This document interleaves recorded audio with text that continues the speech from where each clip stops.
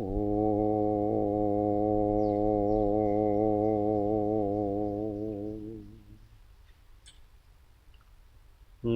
अरिहन्ताणं नमो सिद्धाणं नमो आयर्याणं नमो उवज्जायाणं नमो लोये सव्वसाहुणम् एषो पञ्चणमुक्कारो सव्वपावपणासनो मङ्गलाणं च सव्वेसिं पडमं हवै मङ्गलम्। ॐ नमो अरिहन्ताणम्। महादेव्या कुक्षिरत्नं शब्दजितर्वात्मजं राजचन्द्रम् अहं वन्दे तत्त्वलोचनदायकम्।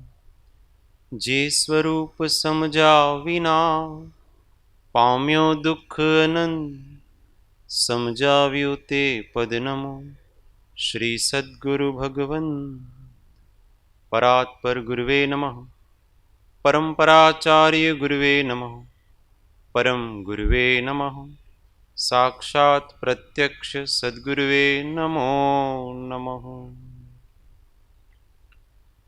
अनंत अनंत भाव भेद थी भरेली भली अनंत अनंत नाय निक्षेपे व्याख्यानी छे। सकल जगत हित कारिणी हारिणी तारिणी भवाब्धि मोक्ष चारिणी प्रमाणी छे। उपमा आप्यानी जेने तमारा खवीते व्यर्थ आपवाथी निज मपाई में मानी छे। अहो राज चंद्र बाळ ख्याल नथी पामताय जिनेश्वर तणी जाणी तेणे जाणी छे। गुरु राज तणी जाणी तेणे जाणी छे। ओ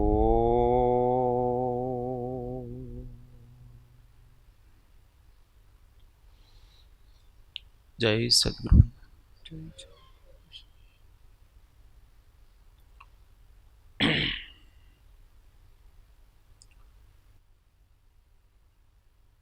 भारतीय संस्कृति में चार चेतन मान बिंदु छे। राम कृष्ण बुद्ध महावीर आ चार भारतीय संस्कृति ना आधार छे।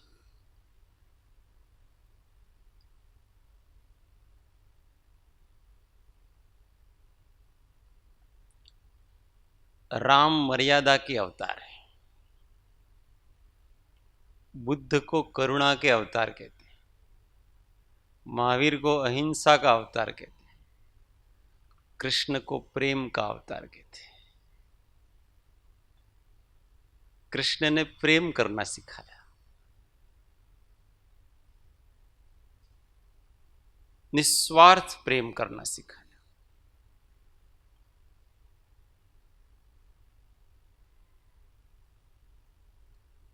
किसी के साथ ऐसा प्रेम करना कि उसको लगे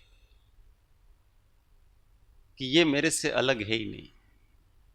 बाहर से नहीं हो, अंदर से, अंदर से करने का, डुप्लीकेट नहीं करना है। और फिर भी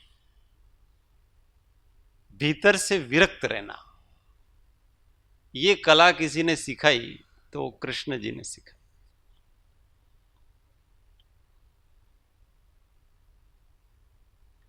इसका प्रमाण है ये कि उन्होंने जिसको छोड़ा उसको वापस नहीं मिले। वो गोकुल में गोपियों को छोड़ा, उनकी माताजी को छोड़ा, पिताजी को छोड़ा, जीवन में कभी नहीं मिले उनसे। उनको छोड़ने के बाद राधा जी को छोड़ा, छोड़ने के बाद कभी नहीं मिले उनसे। जहां जहां जो जो छोड़ते गए पीछे, वो उनका भूतकाल। इसको प्रेम कहते हैं। प्रेम बांधता नहीं है, प्रेम मुक्त करता है। प्रेम इतना हो, ऐसा हो कि उसमें भौतिक वस्तुओं की आवश्यकता नहीं पड़े, शरीर की आवश्यकता नहीं पड़े, शब्द की आवश्यकता नहीं पड़े, देखने की आवश्यकता नहीं पड़े। इतना प्रेम जब हो जाता है तो वो लौकिक प्रेम है, वो अलौकिक प्रेम में कन्वर्ट हो जाता है। ये सब हो तो बहुत अच्छी बात है, पर ये सब न हो तो भी उसकी अनुभूति, उसका एहसास हमेशा रहे। उसके दर्शन हो तो भी, नहीं हो तो भी, उसकी वाणी सुनने मिले और नहीं मिले तो भी। इसको दिव्य प्रेम कहते हैं। और प्रेम में अपने आप को भूल जाना, अपने अस्तित्व को नष्ट कर देना, अपने सुख की चिंता नहीं करना, ऐसा प्रेम करना सिखाया उन्होंने। वो घटना तो सबने सुनी कि कृष्ण जी की तो बहुत सारी रानियां थी, रुक्मणी पटरानी थी, पर वो रानियों के बीच में भी राधा की ही बात करें, उसके गुणों को। तो कहे कि हम तुम्हारी पत्नियां हैं, इतने सालों से साथ में रह रहे हैं, और आप गुणगान उसके ही करते हो, तो हमारे से वो अधिक क्या करती है? उन्होंने कहा ये बात तुमको समझ में नहीं आएगी, कभी समझाएंगे। हम दिन भर सेवा करती हैं, हमारे प्रेम में कमी नहीं है। उन्होंने कहा आपके प्रेम में कोई कमी नहीं है, पर उसके प्रेम में एक विशिष्टता है। कभी समय आए तो समझाएंगे। फिर एक दिन उन्होंने नाटक किया उदरशूल का, पेट में बड़ा दर्द हो रहा है, सारे डॉक्टरों को बुलाया जितने थे उस समय के वैद्य, पर वो पेट का दर्द जाने का ना, डुप्लीकेट है ना, होता तो जाए, है ही नहीं, वो तो केवल नाटक कर रहे हैं। फिर एक वैद्य को उन्होंने समझा रखा था कि तुमको इसका इलाज ऐसे बताना है। तो एक वैद्य आया और कहा कि इनका इलाज का तरीका एक ही है। कोई स्त्री अपने चरण धो करके अपने पानी को दे उस चरणामृत को, और ये उसको पिए, तो इनका रोग जा सकता है। तो उनकी माताजी के पास गए, सबसे पहले पूजनीय माताजी है, उनके चरणों को माताजी ने स्पष्ट मना कर दिया, मैं कृष्ण को मेरा चरण धो करके पानी पिलाऊं, मेरे को नरक में थोड़ी जाना है। एक एक करके उनकी सब रानियों के पास सब ने मना कर दिया कि हमारे चरण आपके धोकर के पानी पिलाएं, इससे बड़ा पाप कौन सा हो सकता है दुनिया में। फिर कृष्ण जी ने कहा कि तुम राधा के पास जाओ। फिर वो राधा के पास गए, और राधा जी ने एकदम सहजता से, सरलता से अपने चरण धोए और दे दिए। तो वैद्य ने पूछा उसको कि सबने मना कर दिया, आपने चरण धो, आप उनसे बड़ा मानती हो क्या है अपने आप को? मैं बड़ा नहीं मानती हूं, मुझे मेरे प्रिय के, मेरे इष्ट का दुख दूर हो इसी की चिंता है। मैं नरक में जाऊं इसकी मुझे चिंता नहीं है। फिर वो वापस आए और वो उन्होंने, कृष्ण जी ने पिया। वो तो पहले से ही स्वस्थ थे, नाटक कर रहे थे।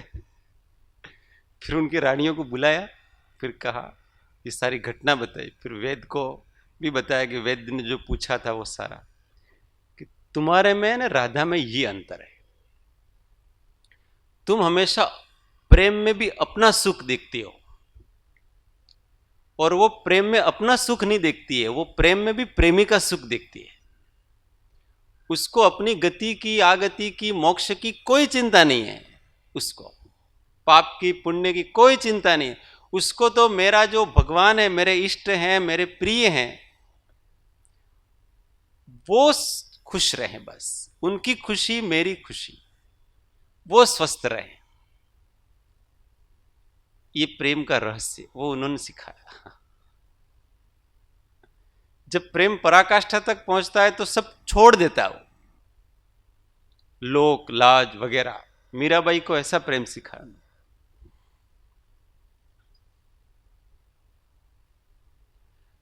कुछ कुछ बचा होता है ना, तो प्रेम नहीं होता है। अपना जब अहम बचता है, अपनी लज्जा बचती है, तो सामने वाले के प्रति पूरा प्रेम कर नहीं सकते।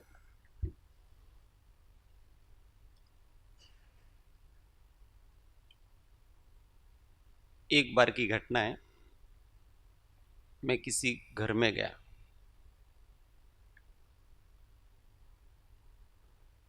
तो वो जो बहन थे उनके पति बहुत बीमार हो गए थे,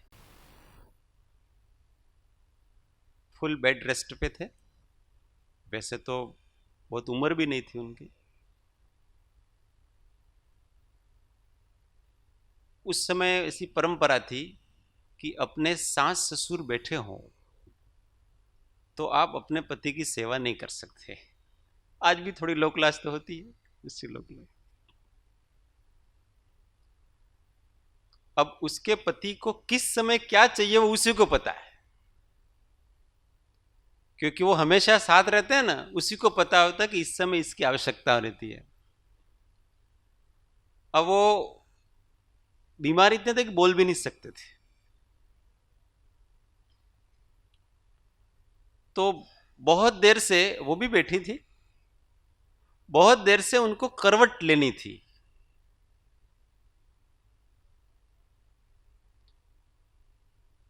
और किस प्रकार से उनको करवट दिलानी कि उनको दर्द भी नहीं हो, वो उसको ही पता है, और किसी को पता नहीं है। अगर वो दूसरे से कहे तो कुछ का कुछ कर दे वो। अब वो उसके सास ससुर सामने बैठे हैं, वो उसके पति को हाथ कैसे लगाए? ऐसे पहले मर्यादाएं होती थी। फिर मैं लगभग घंटा भर बैठा होऊंगा वहां, और मैं भी देख रहा था उनके फेस को, उनके पति के फेस को। और मैं वो बहन की, वो भाभी जी थे, उनकी आंखें भी देख रहा था। उनको ऐसा लग रहा था कि ये कब जाए और मैं उनकी हेल्प कब करूं। फिर उनके सास ससुर चले गए, फिर मैं तो वहां बैठा रहा। मेरे से उनको कोई लोक लाज नहीं, आज तक मेरे से कभी किसी ने शर्म करी नहीं। तो वो जैसे ही वो उठे और उन्होंने अपने पति को बराबर करवट, फिर थोड़ा पानी पिलाया वगैरह सबसे। मैंने कहा ये इतनी देर से तड़प रहे थे, आप इनकी पहले सहायता नहीं कर सकते थे क्या? तो वो मेरे सास ससुर बैठे थे ना, वो मेरे बारे में क्या सोचते। मैंने कहा आप अपने पति से पूरा प्रेम नहीं करती, तुमको तुम्हारी लज्जा की पड़ी है कि मेरे बारे में ये क्या सोच रहे थे। वो बेचारे 1 घंटे से तड़प रहे हैं, उनकी नहीं पड़ी क्या? कभी कभी हम अपनी लाज के कारण, हमारे अहंकार के कारण से कि मेरे को लोग क्या कहेंगे, उसके कारण से हम अपने प्रेम को, अपने प्रेमी को कष्ट पहुंचा देते हैं। उनके कष्ट भी हम देख लेते, अथवा हम उसके साथ यथा योग्य व्यवहार नहीं कर सकते। કૃપાળદેવ ने कहा है, लोक लज्जा आदि कारणों थी असदगुरु सेवन करे छे, सदगुरु का समागम करता नहीं है, क्योंकि लोग क्या कहेंगे। अरे लोगों को जो कहना वो कहे, अभी मेरे प्रिय को मेरी आवश्यकता है, बातें तो दुनिया में बहुत से बताते ही रहेंगे, तो चलती ही रहेगी। महापुरुषों की ऐसी घटनाएं चलती रहती हैं, उनके पीछे लोग अनेक तर्क वितर्क करते रहते हैं, उनको कुछ नहीं पड़ी है, उनको सामने कर्तव्य दिखता है। और जहां प्रेम होता है ना, वहां व्यक्ति रुक नहीं सकता है, टिक नहीं सकता है, वहां अपना अहंकार, अपनी लज्जा सब खत्म हो जाता है, सारी चीज। ऐसा प्रेम करना कृष्ण जी ने सिखाया है। और इस प्रेम के तत्व को, इस रहस्य को कोई जान ले तो उसको भगवान के द्वार तक जाने का पता मिल जाए। કૃપાળુદેવ ને लिखा है ना, ભાગવતમાં જે કૃષ્ણનું નિરૂપણ કર્યું છે તે તો પરમાત્મા જ છે, અને પરમાત્માની લીલા કૃષ્ણના નામથી ગાય છે। એ કૃષ્ણ અને એ ભાગવત જો સત્પુરુષની દૃષ્ટિએ સમજમાં આવે તો જીવ જ્ઞાન પ્રાપ્ત કરી લે છે, ऐसा लिखा। ऐसे अद्भुत विलक्षण पुरुष, आज उनका जन्मदिन है। अपने तो क्या जन्मदिन पे वो नटखट गोपाल ने, मक्खन ने, इसी पे अटके हुए लोग। हाँ, इससे कृष्ण को अभी तक बड़ा ही नहीं होने दिया, छोटा सा ही बस बना के रखा उनको। पर वो बहुत बड़े पुरुष थे। उनकी जो नादानियां हैं उसी से लोग रंजित हो रहे हैं, पर उनका जो धीर गंभीर व्यक्तित्व है,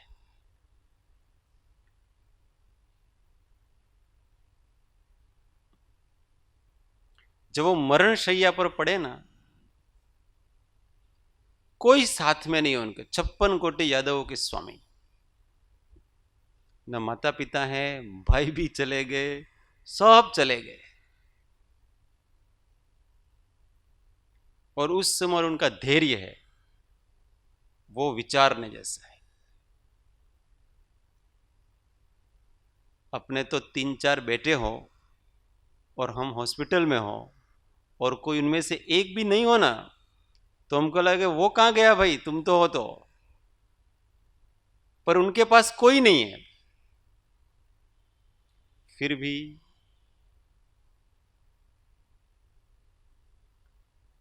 देव शास्त्र गुरु की शरण, अरिहंते शरणम पवज्जामि, सिद्धे शरणम पवज्जामि, साहु शरणम पवज्जामि, केवली पणतो धम्मम शरणम पवज्जामि। 4 शरणा वो ही उपादेय है, बाकी कोई उपादेय नहीं। इतनी धीरज। और पता पड़ गया, वो सामने आया जरत कुमार जिसने बाण मारा था, वो आया, फिर पता पड़ा कर ये तो आप थे। इतने वर्षों से मैं बचता रहा जिस चीज से, आखिर हुई तो उन्होंने कहा तुम्हारा कोई दोष नहीं है, भगवान की वाणी है, वो कभी भी निष्फल नहीं जाती।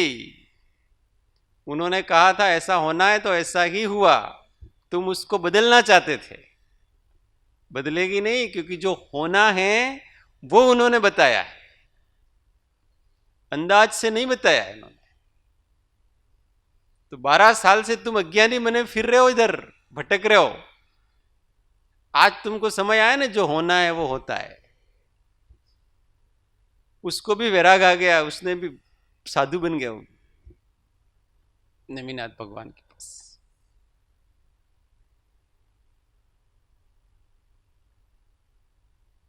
कृष्ण का पूरा चरित्र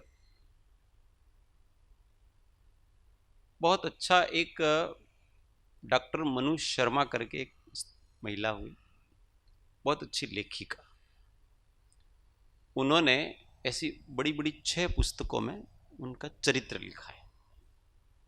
एक एक घटना के पीछे उनकी जो विचार क्या था वो सब लिखा है।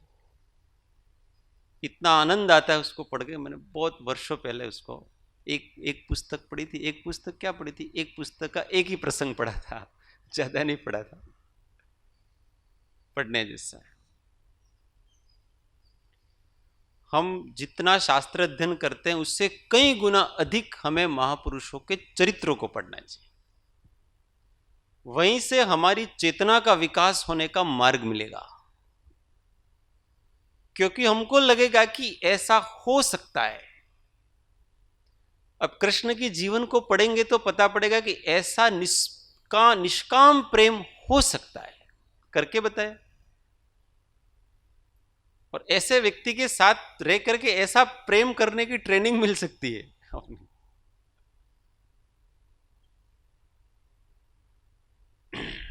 तो आज अपने उनकी चेतना को, उनकी आत्मा को कोटि कोटि प्रणाम करते हैं।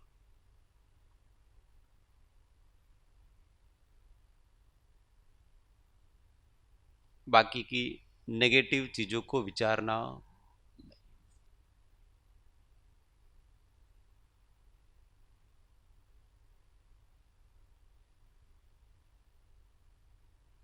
अब आगे लिखा है श्रीमद् राजचंद्र वचनामृत पत्रांग 449, चौथो फकरो। ज्ञानी पुरुषना समागमनो अंतराय રહેતો હોય તે પ્રસંગમાં વારંવાર તે જ્ઞાની પુરુષની દશા, ચેષ્ટા અને વચનો નિરખવા, સંભાળવા અને વિચારવા યોગ્ય છે। જ્ઞાની પુરુષના સમાગમનો અંતરાય રહેતો હોય તે પ્રસંગમાં,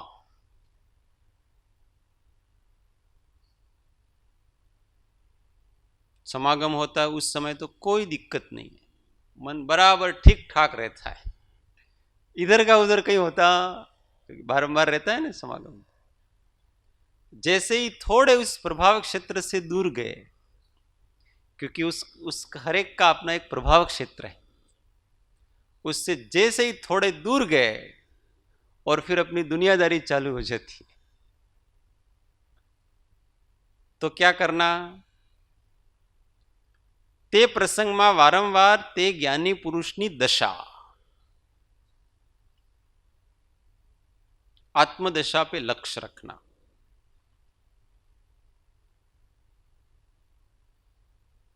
कल वही बात करी थी, मुझे भी घर का व्यवहार करना पड़ता है और उनको भी तो बहुत सारे व्यवहार करने ही पड़ते हैं। वो सब किस दृष्टि से करते हैं, किस भाव से करते हैं, इसको विचारना।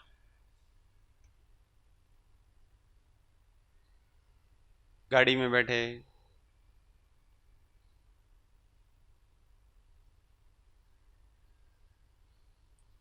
अपने गुरुजी गाड़ी में बैठते हैं तो कैसे बैठते हैं और बैठ करके विचार कैसे होते हैं?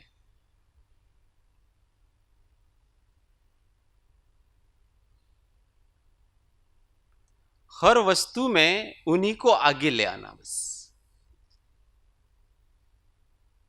दशा। तीन चीजें बताई थी ना सत्पुरुष के लक्षण में, तीन चीजें बताई, क्रिया, परिणाम और अभिप्राय। तो हमेशा सत्पुरुष की क्रिया में क्या दिखेगा? करुणा दिखेगी, दया दिखेगी, जागृति दिखेगी।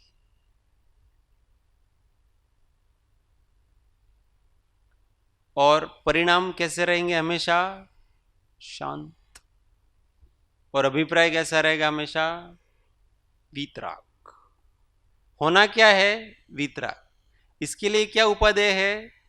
शांत रहना। और बाहर से जब क्रिया करेंगे तो कैसी क्रिया करना? जिससे दूसरों को कष्ट नहीं। हर क्रिया में अगर हम अपने आदर्श को अपने आंखों के सामने रखें तो हमारी हर क्रिया सम्यक हो जाएगी। आत्मा को याद नहीं रख सकते, कोई दिक्कत नहीं, अपने गुरु को तो याद रखें।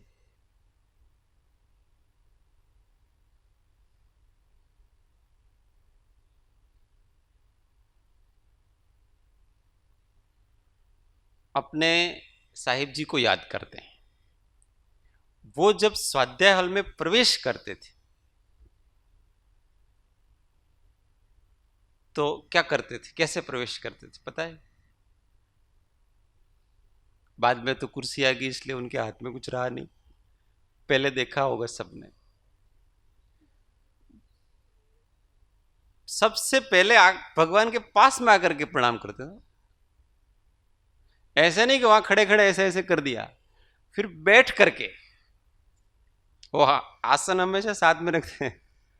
मतलब मैं जब उनसे मिला उस समय तो 75 साल ऊपर के हो चुके थे, परंतु फिर भी वो बैठ करके नमस्कार करते थे। और फिर जाते समय कैसे जाते थे? भगवान को पीठ नहीं दिखाते कभी, प्रणाम करते और फिर वो पीछे पीछे ही जाते ऐसे दरवाजे तक, अथवा जहां तक उनको लगे कि भाई अब उनके प्रभाव क्षेत्र से दूर गए हैं वहां तक।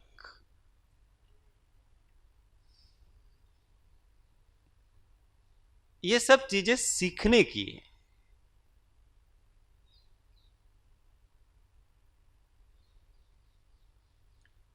और उनको जब पैरालिसिस हुआ ना, जब कुर्सी पकड़ी ना, उस समय भी साहिब जी को देखा होगा किसी ने।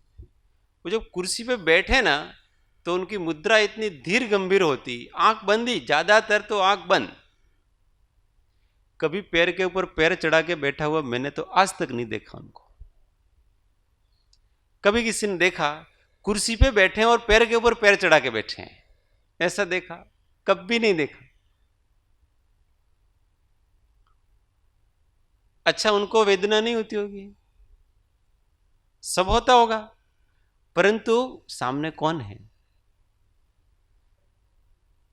ये 3 लोग के नाथ हैं और हम उनके सामने कैसे बैठे? तो अपना दर्द मुख्य नहीं है, उनका विनय मुख्य है। यही तो कर्म निर्जरा का कारण है। सब सारी चीजें अपनी इच्छा को दबा रहे वहां। हर चीज में अपने गुरु को किसने पचाया? जो गुरु जैसा हुआ उसी ने गुरु को पचाया। बाकी तो गुरु को नमस्कार करने वाले बहुत मिलेंगे, उनकी भक्ति करने वाले बहुत मिलेंगे, और उनके लिए लड़ाई करने वाले बहुत मिल जाएंगे। અમારા ગુરુનું આમ થવું જોઈએ, તમે અમારા ગુરુને પાછળ રાખો છો, हमारा गुरु, ऐसे लड़ाई कर लेंगे। तो आपके गुरु का आप में आया क्या है? महत्व की बात वो होती है हमारा गुरु हमारे अंदर दिखे।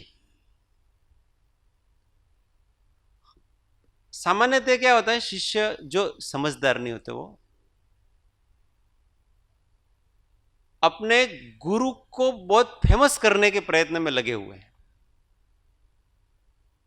हमारे गुरु को सारी दुनिया जाने, और उस फेमस करने के चक्कर में दूसरों के गुरुओं को नीचा भी दिखाने में शर्म नहीं रखेंगे। और उल्टी सीधी जो भी दुनियादारी की सब करेंगे वो। ये वास्तव में गुरु को फेमस नहीं कर रहे हैं, गुरु के नाम से उनकी रोटियां सेकते हैं।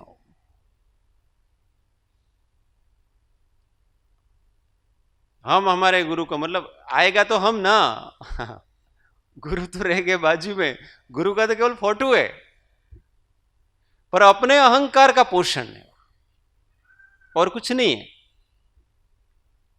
ठीक है, सात्विक ये सब होना ही चाहिए, नहीं होना चाहिए ऐसा नहीं है, पर अपने व्यक्तित्व से हो तो वास्तविक है। हमारे अंदर लोग हमारे गुरु को देखें।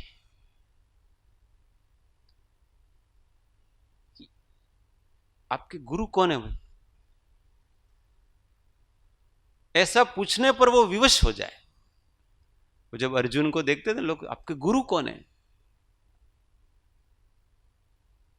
कोई फोटो नहीं लगाते थे वो, परंतु अपने व्यक्तित्व को ऐसा ढाला है उसने। कृपालुदेव ने लिखा है, जो कोईने साचा गुरु मळ्या होय ने एमने साचो समर्पण कर्યું હોય तो સામેવાળા જે વ્યક્તિ જોવે એને ખબર પડે કે આમને જે મળ્યા છે એ સાચા ગુરુ મળ્યા છે। ये है दशा। उनकी दशा को वारंवार विचार करेंगे तो हमारा हर काम उनके जैसा होगा। अपना तो व्यक्तित्व खत्म ही हो गया बस, फिर रह गए एक गुरु। और वो गुरु क्या है? वास्तव में तो हमारी परिष्कृत चेतना का नाम ही गुरु है। सामने वाले तो निमित्त बने थे मात्र, क्योंकि उनकी चेतना परिष्कृत हो गई। उनके निमित्त से, उनके वारंवार के स्मरण से हमने भी हमारी चेतना को परिष्कृत कर दिया, शुद्ध कर दिया, तो स्वयं गुरु हो गए। गुरु का मतलब महान, गुरु का मतलब ये नहीं जिनको सब नमस्कार करते हैं वो गुरु, ऐसा नहीं समझना। गुरु का मतलब जिसने महात्मा के लक्षणों को अपने आत्मा में प्रकट कर दिया, इसका नाम गुरु। अब उसको कोई जाने कि नहीं जाने, कोई नमस्कार करे कि नहीं करे, इससे गुरुपना नहीं होता है। गुरुपना गुणों से होता है।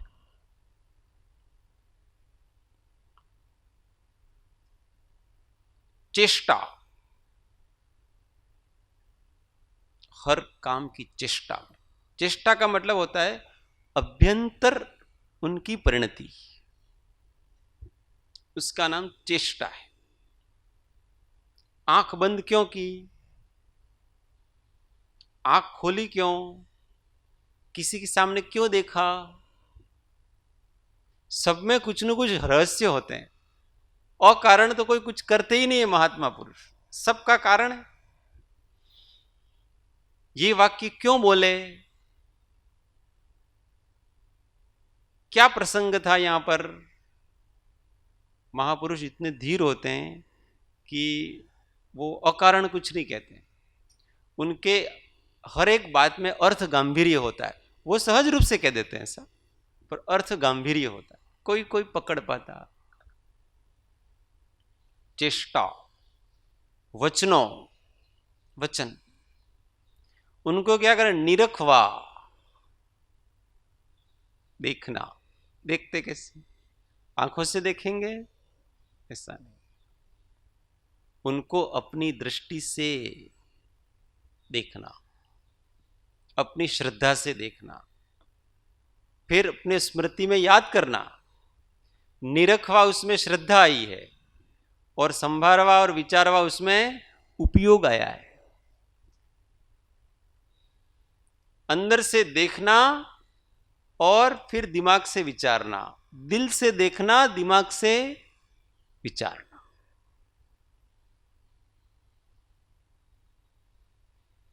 ये किसकी बात, जब हमारे सामने हमारे महात्मा जो आदर्श नहीं है उस समय, प्रत्यक्ष हैं तो ठीक है, मतलब यहाँ दिवंगत हो गए उनकी बात नहीं चल रही है, वर्तमान में है पर वो हमारे पास नहीं है, तो भी इस प्रकार का अपने को चरित्र का चिंतन करना। वળી તે સમાગમના અંતરાયમાં પ્રવૃત્તિના સંયોગ પ્રસંગોમાં અત્યંત સાવધાનપણું રાખવું ઘટે છે। वળી તે समागमना अंतरायમાં, समागम नहीं है, अब 3-4 दिन समागम करके गए, फिर घर जाएंगे, फिर अंतराय आएगा, फिर प्रवृत्ति में पड़ेंगे, तो क्या प्रवृत्तिना प्रसंगों अत्यंत सावधानपणुं राखवुं घटे छे। अब जब उनके समागम में जितनी सावधानी नहीं होती थी, इससे अधिक सावधानी उनके बिना हमारी होनी चाहिए। क्यों? क्योंकि उनकी उपस्थिति में तो सहज ही हम सीधे ही चलते हैं। उनका प्रभाव ही ऐसा है ना, गड़बड़ कुछ हो नहीं सकता।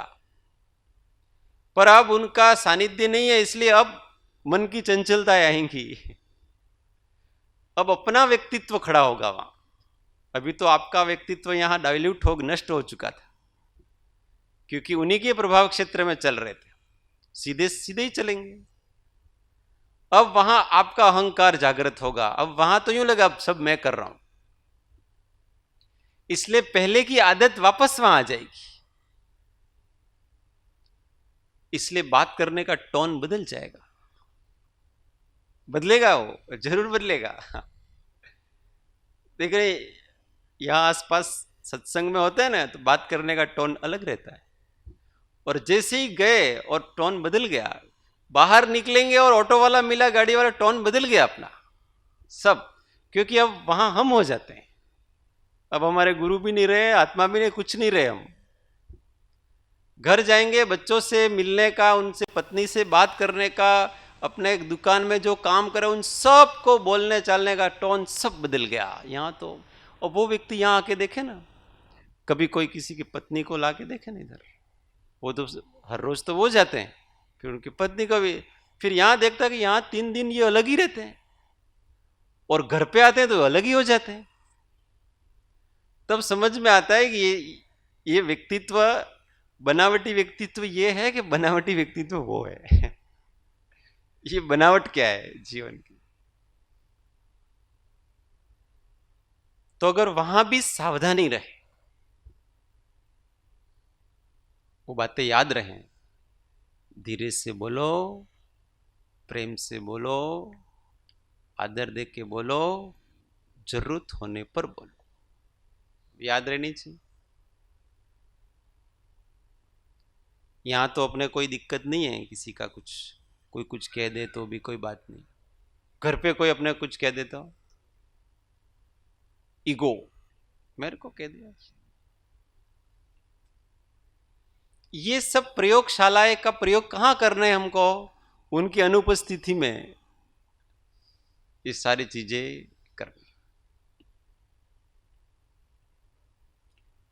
बड़ों के सामने छोटे होकर सब रहते हैं, छोटों के सामने छोटे होकर रहना, इसी का नाम महानता है। बड़ों के सामने छोटा होकर रहने में बड़प्पन है, लोग भी अच्छा कहते हैं, देखो ये कितना विनय वाला है, पांव छूता है, कितनी सेवा करता है। बड़ों के सामने सब करेंगे, पर अब आपसे छोटा है अथवा आपके बराबर का है, वहां ये नाक आता है। ईर्ष्या, द्वेष, वो वहां आएंगे, क्योंकि बड़े से कोई स्पर्धा नहीं है हमारी, हमारे समान वाले से स्पर्धा है, और छोटे के प्रति अपनों को हीन तुच्छ भावना है। वहां भी सेवक भाव, द्रव्य दृष्टि, हमारा बेटा है, बेटे के साथ कैसा भाव होना चाहिए। ज्ञानी तो अपने बेटे को भी वो भगवान स्वरूप में ही देखते हैं, इनकी सेवा का मौका मिला है, वर्तन ऐसा ही रहेगा। अपनी पत्नी के अंदर भी आत्मा देखते हैं, पति के अंदर भी आत्मा देखते हो, इस आत्मा की सेवा करनी है, ऋणानुबंध है ना पहले से, इसलिए इसको छूटना है। ऐसा नहीं कि दबा दबा के रखते होंगे, दबा के नहीं रखते हैं किसी को, अंदर में सेवक भाव होता है। साहिब जी ने अध्यात्म जीवन विज्ञान उस पुस्तक में एक वाक्य लिखा है कि सत्पुरुष संत कौन, तो ऐसे ऐसे 10-12 वाक्य लिखे उन्होंने। फिर उन्होंने लिखा है, संत साचा मुमुक्षुओनी चरण रज छे, ऐसा लिखा, पढ़ा है किसी ने? संत साचा मुमुक्षुओनी चरण रज छे। देखो, संत का अंदर वो ऐसा मानता है कि अगर सच्चे हैं तो हम उनके चरणों की रज हैं, ऐसा अंदर से फीलिंग है, बताने के लिए नहीं। कृपालु देव ने लिखा है ना, अमे तो सर्व जीवोना दास छीए, तेमा पण धर्मी जीवोना तो दासानु दास छीए।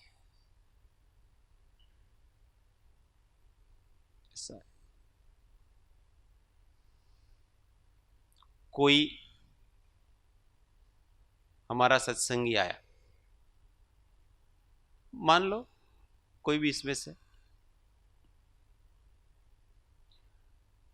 किसी दिन उसका नौकर आया,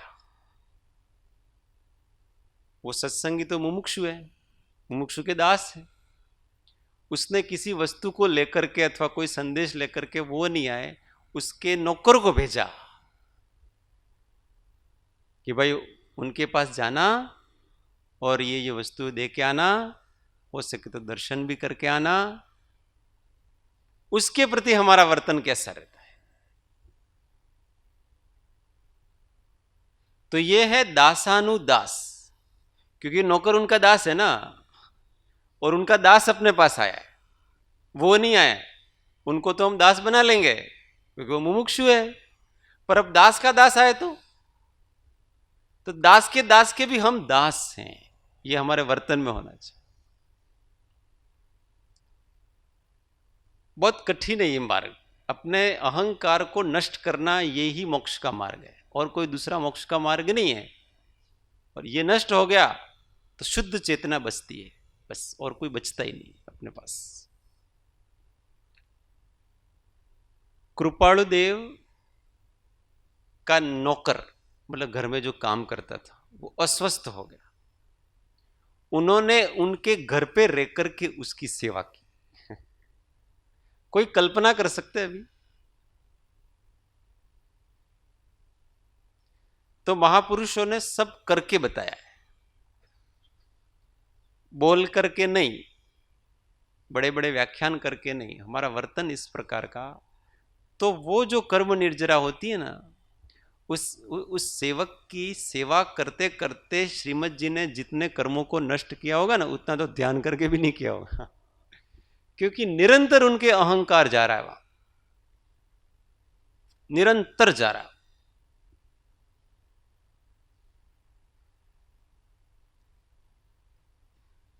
સંભાળવા યોગ્ય છે, વળી તે અંતરાયમાં પ્રવૃત્તિના પ્રસંગોમાં અત્યંત સાવધાનપણું ઘટે છે, કારણ કે એક તો સમાગમનું બળ નથી, અને બીજો અનાદિ અભ્યાસ છે જેનો, એવી સહજાકાર પ્રવૃત્તિ છે જેથી જીવ આવરણ પ્રાપ્ત હોય છે। अनादि का अभ्यास है ना, वो थे तब तक तो बड़े अलर्ट थे, और अब जैसे ही वो थोड़े दूर हुए अथवा उनका चिंतन दूर हुआ, और अपनी वापस वो पहले वाली चीजें आ जाती है, आदतें आ जाती है, विचार आ जाते हैं घिसे पिटे। तो सावधान, एक क्षण भी अपने मन से अपने इष्ट देव जाए नहीं। या तो आप स्वयं ही अपना शुद्ध चैतन्य जागृत हो जाओ, स्वयं इष्ट रूप हो गए। जब तक वो अवस्था नहीं आए तब तक अपने इष्ट को हमेशा सिर के ऊपर रख करके हर काम करना।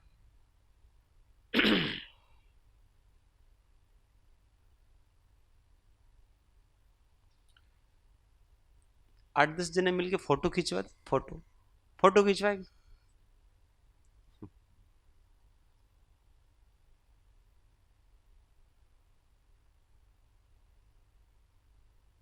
तो सामान्य व्यक्ति क्या इच्छा रहती है, मेरा फोटो बराबर आना चाहिए, मेरी पोजीशन बराबर है कि नहीं। थोड़ा नहीं हो तो थोड़ा इधर उधर करेंगे किसी को।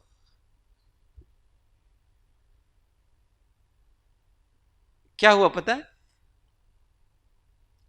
हम अहंकार के वश हो चुके हैं, हम अपने स्वरूप को भूल चुके हैं, हम इसको अपना स्वरूप मान रहे हैं, और इसलिए हमको लगा कि हमारा बराबर आना चाहिए। हमारा क्या मतलब, हमारा मतलब कौन? और जब गुरु अगर सामने खड़े हैं तो कोई चेष्टा ऐसी होगी ही नहीं, वो दूर ही खड़ा रहेगा। आपने तो फोटो नहीं देखी, वो बुलाएंगे तब आएगा, अपने आप नहीं आएगा वो, क्योंकि गुरु है तब तक अपने आत्मा की भी जागृति है, और वो जैसे ही खिसके, अरे हट जतरिया छे साहब, वो बादशाह बन जाता है। तो गुरु को कहां पचाया है? उस समय गुरु आने, जब नहीं है ना उस समय ही गुरु हमारे दिमाग में आना चाहिए, कि उस समय मेरे गुरु पास में खड़े होते तो वो क्या सोचते इस फोटो के विषय में।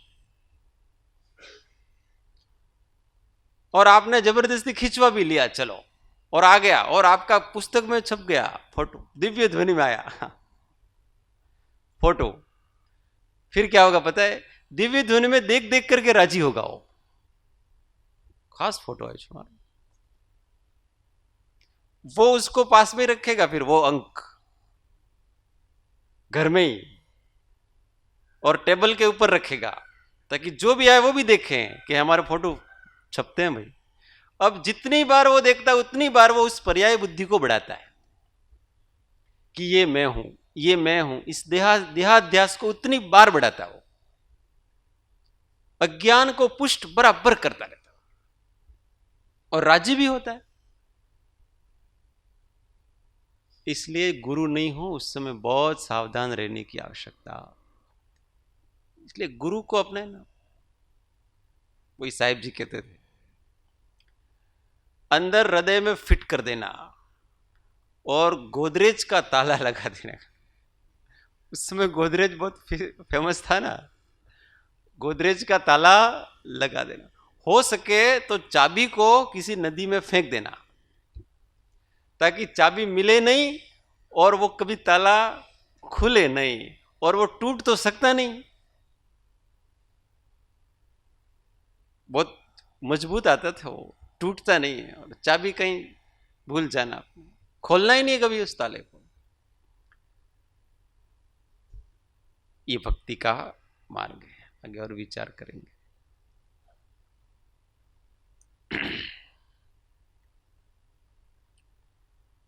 मैं संतन को दास जिन्होंने मन मार लिया, मैं संतन को दास जिन्होंने मन मार लिया, जिन्होंने मन मार लिया, जिन्होंने मन मार लिया, मन मारी तन वश किया, किया भरम सब दूर, मन मारी तन वश किया, किया भरम सब दूर, बाहर तो कछु दिसत नाही, बाहर तो कछु दिसत नाही, भीतर चमके नूर, जिन्होंने मन मार लिया, जिन्होंने मन मार लिया,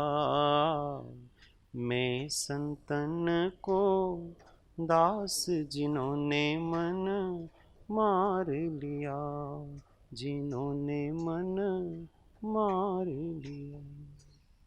सद्गुरु परम कृपालु त्रिलोकनाथ की जय, सब संतन की जय। आनंद ओ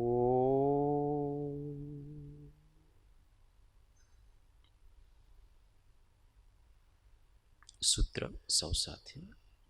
हूँ आत्मा छू, आपनो सेवक छू, सौनो मित्र।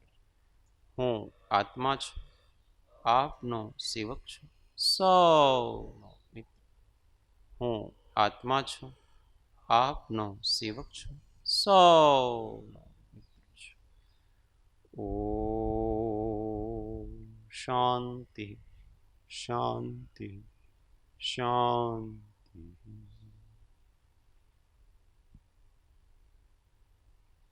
जय सद्गुरु।